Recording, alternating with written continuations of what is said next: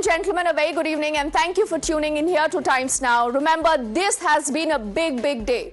A day that many would say will go down in history as a day that has created, and busted a lot of fake narratives.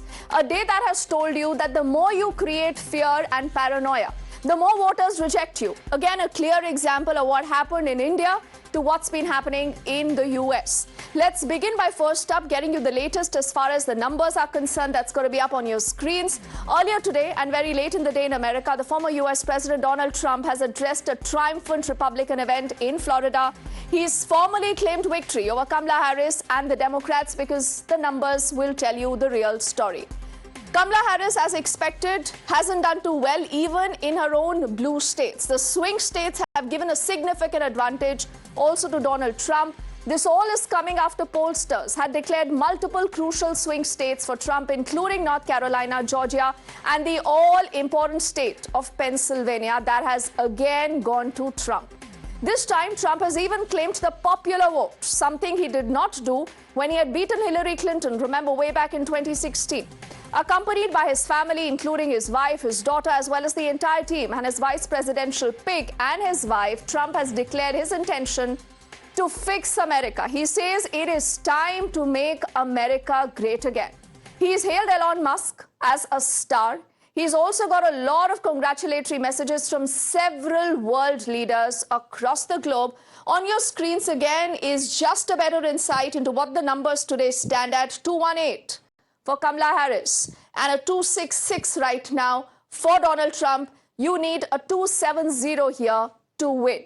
So clearly, as the numbers are poised and as, Pennsylvania and a lot of other those swing states have already gone the Trump's way, it is but clear that Donald Trump, remember, is going to be the next US president. Let's take a moment now to put out the very first response that has come in from Donald Trump the moment we've seen these numbers and the leads consolidating in his favor. But it's a political victory that our country has never seen before, nothing like this. I want to thank the American people for the extraordinary honor of being elected your 47th president and your 45th president. Every single day I will be fighting for you, and with every breath in my body, I will not rest until we have delivered the strong, safe, and prosperous America. Let me tell you, we have a new star. A star is born, Elon. But he's a character, he's a special guy, he's a super genius. We have to protect our geniuses. We don't have that many of them. Many people have told me that God spared my life for a reason.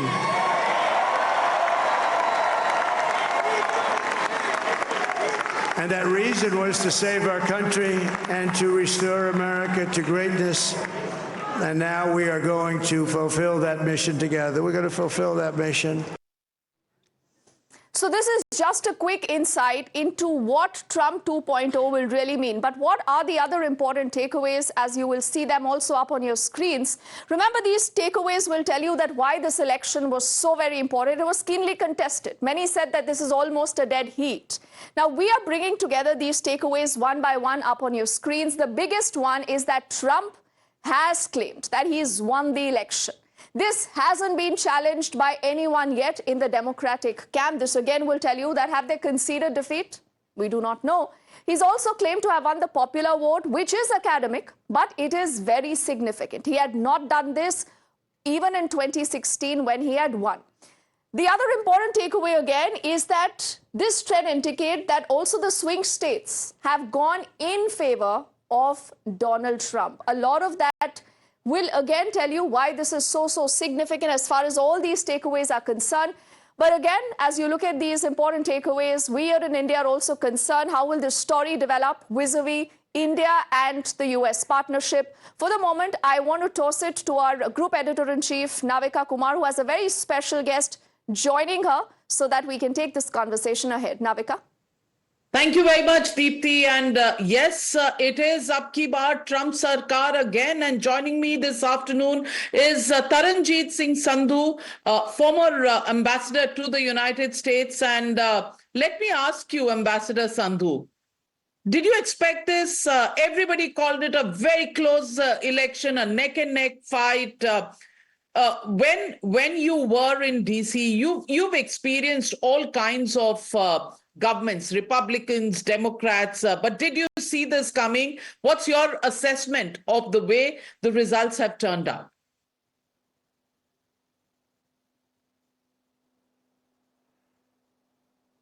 So, Navika, look, when I was there, he had become a candidate again. In fact, it is historic to that extent that it is very rarely you have somebody who has been the president and then lost the election and again come back. And this is especially in the US politics. It has happened in many other countries. So, in that sense, it was very, very special, but you saw the up and downs in this electoral cycle, like any other democracy. So, first, it was traditionally President Biden versus President Trump, and then there was the assassination attempt, and you saw his graph went up. Then President Biden stepped out, Vice President Kamala Harris came, then there was another trend that was being shown, and finally, I think if we go by any opinions, this was supposed to be a close race. And if you look at Trump's past performance, he has always been underwritten. So if you see finally his percentages, in most of the places, it's about 3% higher than what was predicted. And at this time, in fact, I know that people often wonder, what is this swing state concept? The swing state concept is about the 7 states. And that is important because the bigger states certainly matter, but they cancel each other. For example, California goes in favor of Democrats, and Texas has gone in favor of Republicans. So that's why these 7 states become critical. And here we already know that in 4 of them, he is almost been declared winner, and in the other 3 too, it's likely. So that's why the conclusion is many of the channels, I think not all, but some have called it election in favor of President Trump. So let me ask you, Ambassador Sandhu. The question is, what does Trump's win mean for India? What does it mean for the world? How do you see it?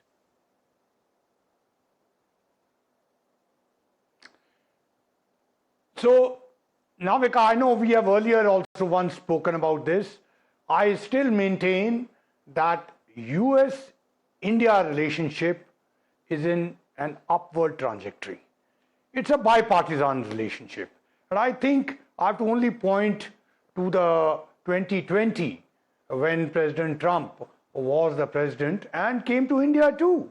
And you remember that was quite a historic visit when he had gone to Gujarat and then also in Delhi, Agra. I would say I would divide it in 2 parts. One is the long term. The long-term relationship is going deeper and it'll certainly deepen under President Trump.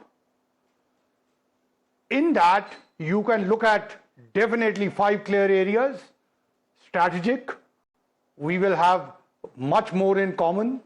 It is already there. In fact, you are seeing already co-development and co-production happening. This will only further intensify. And there are other aspects of strategic which will come in the forefront. Then you also have what we call generally is Medicare. On Medicare, again, the two are coming together. We are producing together. In fact, in today, if you go to United States, many of the fever-reducing drugs, etc., are made in India. Similarly, there are cases of co-production of vaccines, including COVID vaccines. Look at energy. I remember when President Trump had come in 2020 February, he was very pleasantly surprised about the increase in energy trade between United States and India. We are an important purchaser of gas, LNG from United States. And similarly, education and knowledge partnership. Look at 275,000 Indian students there, 2/3 of them in STEM areas, and they bring value addition to United States. So therefore, this relationship is bound to go ahead. Now, the short term, there will be some issues. There will be issues on trade. There will be issues on illegal immigration. Now, those certainly are, they will be tackled. And you have often heard President Trump saying that he's a deal maker. I'm sure the team here will be able to make good deals out of these situations. So certainly there's a challenge on the short term on some of these parts, but wherever there's a challenge, there's a huge opportunity too. Well, Ambassador Sandhu, I also want to ask you, this probably the most polarized election in the United States in a long time.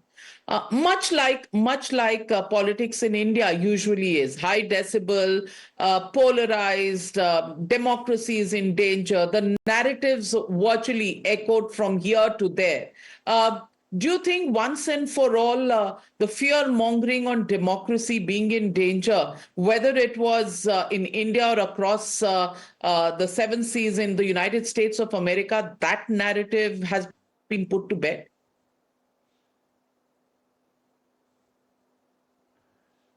Look, Navika, in every democratic polity, there is a campaign moment, and in that campaign moment, a lot of things are said. So I don't know whether it has been finally settled, because over the years, I've also seen democratic politics in the United States. There have been moments, way back in 1997, or a little before that, when Gingrich became the speaker. I remember hearing there that this was the most extreme time. So coming to the point, it's important to know what are the aspects which actually called the day in favor of President Trump. It was economy, cost of living, and especially, as we say, roti, dal, all those mattered. The cost of living, what people are paying for their milk, what their daily groceries, and also on the economy, there was hope. So people believed, and that's the perception, that President Trump's coming will help the US economy.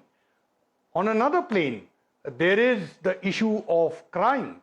There is the issue of illegal immigration. There is a perception there that he will be tough. He'll be tough also with regard to number of other issues.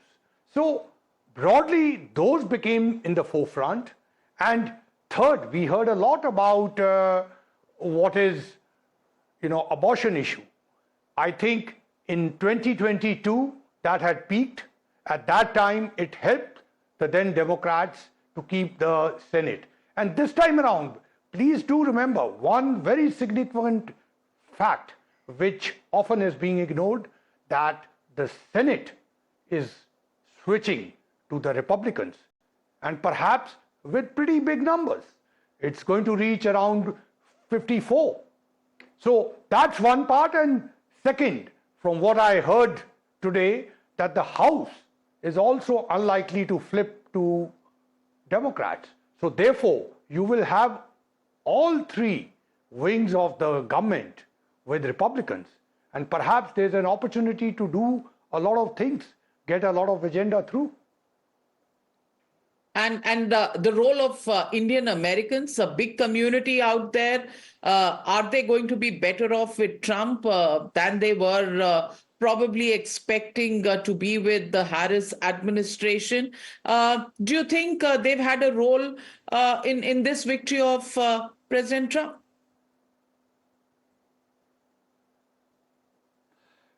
Look, the good part about Indian Americans is that it's perhaps one of the best performing minorities in the United States.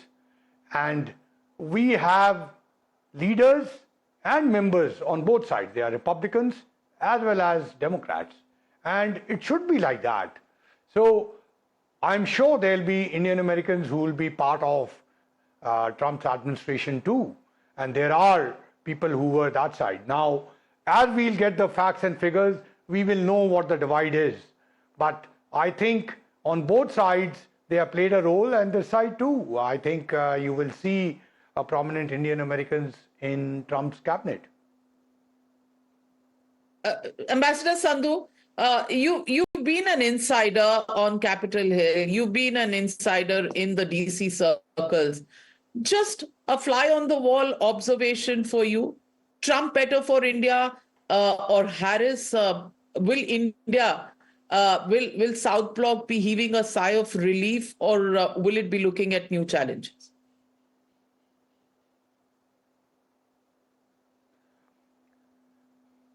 Look, Navika, as a professional, my approach has always been it is for the American people to decide, and whoever comes, we should have the ability to deal with.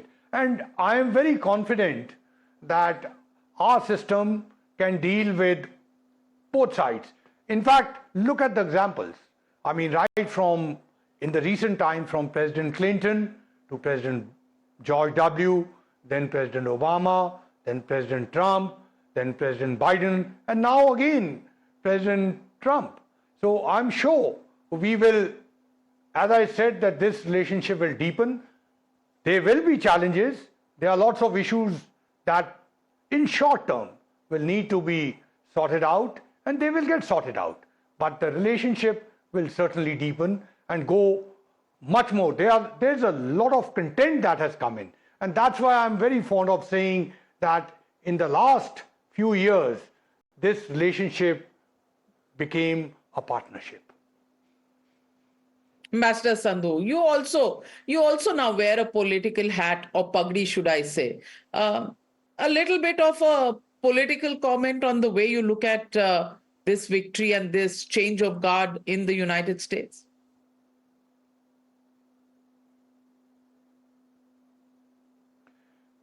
Look, I think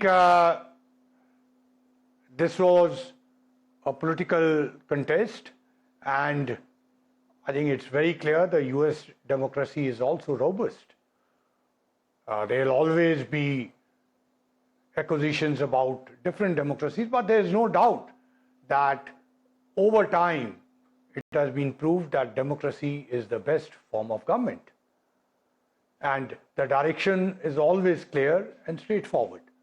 So at this moment, this involves international relations, and we know, I think our leadership has shown here that they have been able to build bridges across different administrations, and I'm sure whenever that is in January, when the new administration takes over, we will see our relationship will deepen and move much further. And I've mentioned to you the areas, not only in the strategic side, but also in the healthcare side, in IT, digital startup. Look, this new technologies. We talk of artificial intelligence, there is semiconductors, all those investments are moving in. And this relationship, United States and India are important partners. US is a technology powerhouse. There's no denial of that. Look, where do our children go to study? They go there. But finally, what we have been doing under the new education policy is to bring that education here, because we do remember that more than 80% of people study here. So in the STEM areas, this partnership, this collaboration will be a win-win situation. Well, on that note, thank you very much, Ambassador Sandhu. Thank you for joining us with your insights from a man who's been having the ringside view of American politics and administration. Those were clearly words that have great meaning for those who are watching very closely these elections from India. Thank you very much, Ambassador Sandhu. And with that, handing it back to Deepti. And Deepti, the first reaction from a man who has seen administration in the United States very closely, knows what is good for India, and his interpretation of the election results. Well, over to you for the rest of the news.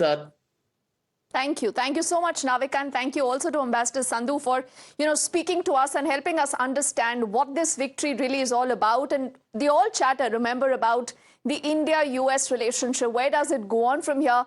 It's an open secret of the fantastic chemistry already between Narendra Modi and Donald Trump. Now, the victory, remember, because in all likelihood, it's going to be ratified very, very soon is what we are learning. But Trump, remember, is going to be becoming the oldest to take oath as a president of the US at 78 years. He's older than what Biden was 4 years ago. He's also the first in over 125 years to win non-consecutive terms as the president.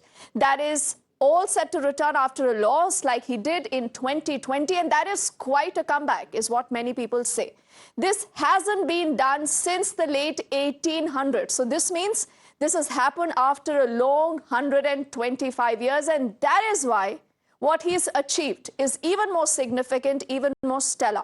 And he's also the first person, remember, to be elected into the White House after being impeached, after being indicted. World leaders have actually taken to the social media. They've all congratulated Donald Trump on his victory. First up is what we've heard from the Prime Minister. And like I said, it's a fascinating chemistry between the two world leaders. The Prime Minister said, "Heartiest congratulations, my friend." And as he's done that, he's also gone ahead to say that looking forward to reworking our collaboration. He's also put forward a lot of interesting pictures of the bonhomie between the two leaders also on his social media handle. And he's congratulated Trump and said that as you build on the successes of your previous term, I look forward to renewing our collaboration to further strengthen the India-US comprehensive global and strategic partnership. Together, he says, let's work for the betterment of our people and to promote global peace, to promote stability and prosperity. But this is not all. Trump has also received a lot of these good wishes that have come in from Italy's Giorgia Meloni, the US Ursula von der Leyen, France's Emmanuel Macron, Hungary's Viktor Orban, and two heads of state that are currently involved in wars. That is important. Donald Trump also said that we have to ensure that we put an end to these wars, is what he has said. Israel's Benjamin Netanyahu and Ukraine's Volodymyr Zelensky. And also remember Prime Minister Modi's wish that caught the eye, particularly since Indian Americans have played such a significant role in this entire victory.